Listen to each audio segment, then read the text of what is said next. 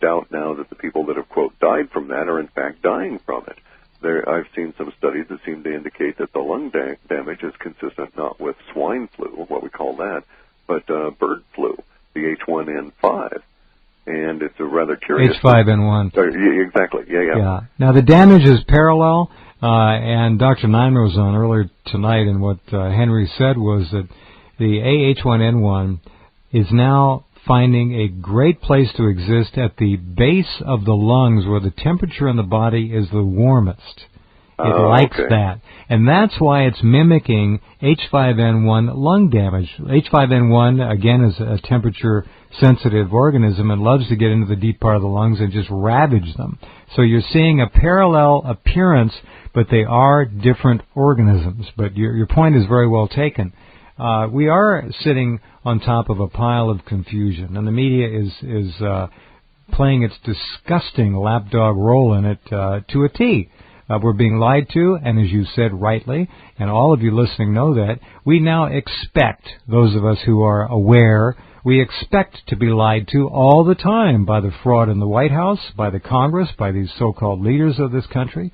They have no compunction whatsoever with it. It is structural, endemic to the system now.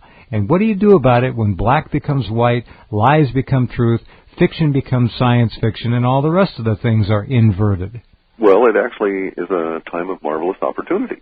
It's a time that really gets you irritated frequently. Yeah. But let's look at our friends and now cousins in this, the Russian population, or the population of the former Soviet Union. They used to have the dog walking hour. Everybody would go out and walk their dogs at 10 p.m. at night or wherever they happen to be. They span 12 time zones when the official news came on because they knew the propagandists would lie to them. Right. That created the revolution. Because here's what happened. In the midst of the most horrific winters or whatever, people were just so disgusted with this continual lying from the mainstream media of the government that they would all go outside. And finally it dawned on them, standing around there, I wonder if they're all out, all these other people are out here for the same reason I'm out here. And then they started talking, and they all realized, geez, there's an awful lot of us out here. Maybe we don't have to put up with this anymore. And then the Soviet Union fell shortly thereafter.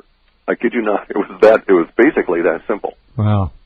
Because no one really knew the strength in numbers until the situation got to that point. Most interesting. We noticed how the so-called MSM is now arguing over how many people really showed up in D.C. for the march. Yeah. And you wait until they really start to trip over themselves this fall in November and December because they're going to be presented with a real conundrum. They're going to have to maintain this drumbeat against the fear language to get you all hyped up on the disease issue, swine flu, etc. But at the same time, they're going to find themselves in the position of having to sell the idea of everybody should go to the Olympics. Now, how are they going to do that? You know, they're going to have to start saying, we're going to have a contradictory and contentious language out there simultaneously. The Olympics is a great thing, participation and so on, but it's going to be a huge global pan-global disease vector.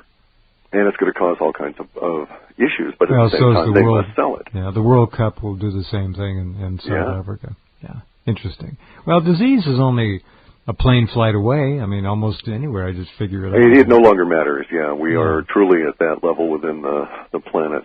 As long as you're living here and breathing, you're within probably any 20 or 30 minutes of contact of diseases at any given time. Precisely. Simply because of people traveling through your area. You live next to an interstate, you think you're safe? Yeah. These people get off the interstate, they go into your stores, your restaurants, your shops, your markets, they walk down your streets, and they'll bring you anything they have with them. And they'll leave it behind. It's real simple. It produces tough people, though. I mean, it's a curious thing. The universe favors humans, and it favors humans even under the most appalling conditions, like, quote, the black hole of Calcutta kind of thing. The inner slums of Mumbai 100 years ago produced people that if they survived their first year of life had this incredible odds of living to be over 100. Sad to say, the Zionists invented, by and large, slave trade, brought millions of blacks over a century from Africa to the West here. 90% of them died en route. Who survived? The fittest. Yeah. And that's one reason why American African American blacks are so superior physically in athletics. They literally were selected for their physical and otherwise constitutional strength by that horrendous ordeal called slavery. I mean, that's just facts are facts. Yeah, the unintended consequences of actions like this can be quite amazing, really. Yeah, all true. That's why I love following language, because frequently from place to place it betrays the trail of social order and social disorder. It provides you with glimpses as to what's going to happen based on what has happened in the past. It's just fascinating that way. Are we seeing anything major by way of the language in the next 3 to 6 months? I mean, it's going to be a difficult winter. We know that. What else?